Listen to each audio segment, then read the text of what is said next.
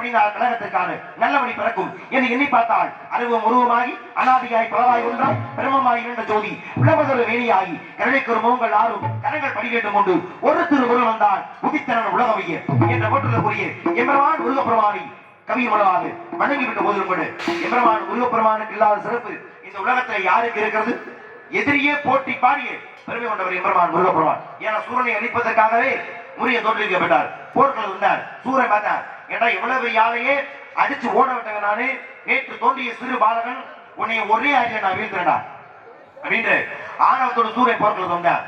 முருகனை பார்த்தானையா தான் எதுக்காக வந்தோம் என்பதையே மறந்து தான் கொள்ள வந்த எதிரியான முருகப்பெருமானையே வாழ்த்தி பாடினார். எப்படி கோலமா மங்கிய மீது குலவிய முருகன் பாலன் என்றிருந்து பிரிவினை அறிகிறேன் யார் மாலைய தனக்கும் மற்றும் யாவருக்கும் மூலமாய் என்ற மூர்த்தி இம்மூர்த்தி என்று ஒரு எதிரியே போற்றி பாடிய பெருமை கொண்டவர் எம்பெருமான் முருகப்பெருமான்.